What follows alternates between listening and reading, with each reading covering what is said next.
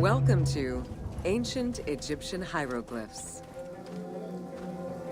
Hieroglyphics were used as sacred writing, appearing on monuments, statues, and sacred papyrus texts. The earliest symbols that resemble hieroglyphs were on pottery dating back to 4000 BCE. This stylized form of signs and drawings was the only writing used from its ancient origins to the end of pharaonic history. Ancient Egyptians referred to hieroglyphs as the writing of the gods.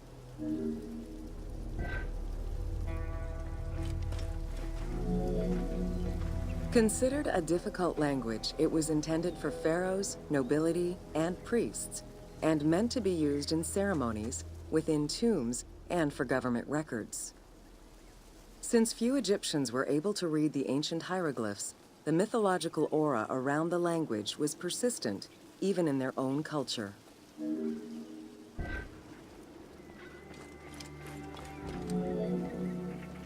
The structure of hieroglyphs offers insight into Egyptian culture, not just in what the translations say, but in the structure of the symbols themselves. They were found on tomb walls, on sarcophagi, on statues, and on pottery, and were meticulously recorded in countless ancient papyri.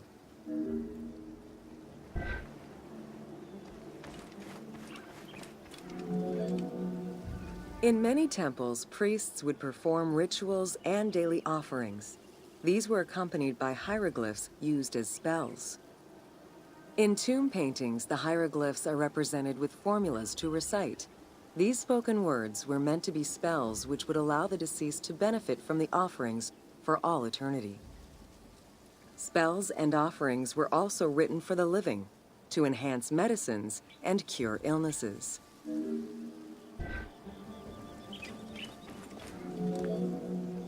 The most famous of ancient Egyptian documents is the Book of the Dead. Written in hieroglyphs and hieratic texts, it depicts important spells and rituals. These spells were intended to ensure a smooth transition from life to death and allow the deceased to safely navigate the perils of the afterlife.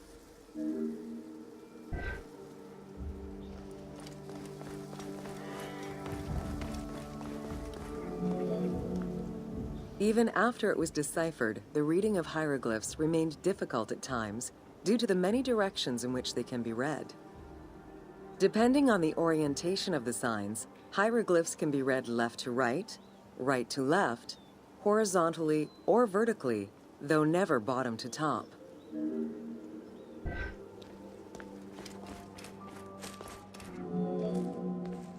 A clue on which way to read is to first notice which direction the figurative signs are facing. If a pictogram is looking to the right, then the reader is meant to start from the right and read towards the figure. Column text on a papyrus begins from the right, then goes top to bottom for each column.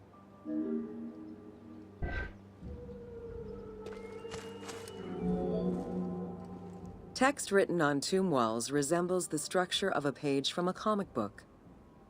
The text can be placed in front, behind, or above the character, and its symbols look in the same direction as the character.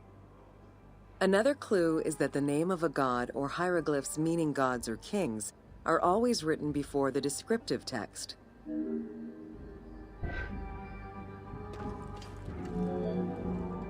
Compared to alphabetical languages, Egyptian hieroglyphs have more symbols.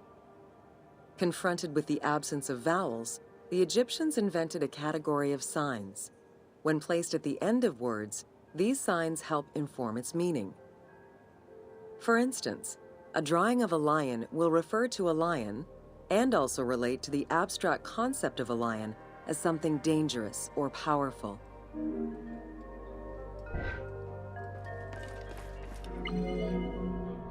Middle Egyptian hieroglyphs contained a little more than 700 signs. By the end of the Greco-Roman period, there were 10,000 signs. Egyptologist Sir Alan Gardner created a list classifying common hieroglyphic signs and their variants.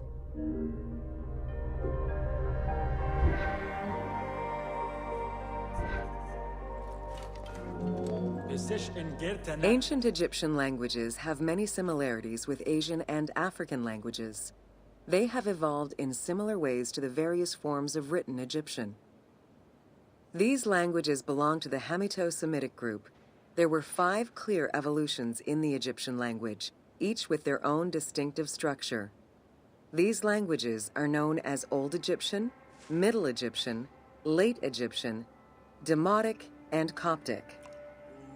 Coptic is the only living language that allows linguists to define the vowel structure and to distinguish different dialects.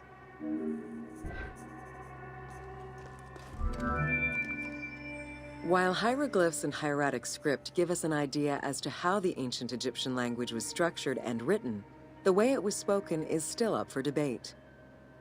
The team opted for English as the spoken language, with the characters using ancient Egyptian and Greek words and accents. The language that is spoken in the background by the crowds is largely based on Sir Alan Gardner's Egyptian grammar. To help resurrect a dead language, we consulted Egyptologists and dialogue coaches to establish our target sound and cast actors with Arabic, Hebraic, and African backgrounds to bring the game to life.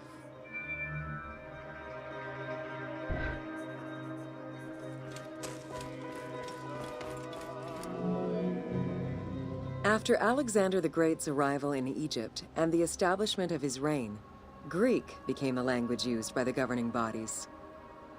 The inability to read hieroglyphs caused resentment among the Greek population. It's from this tension that the Rosetta Stone was created.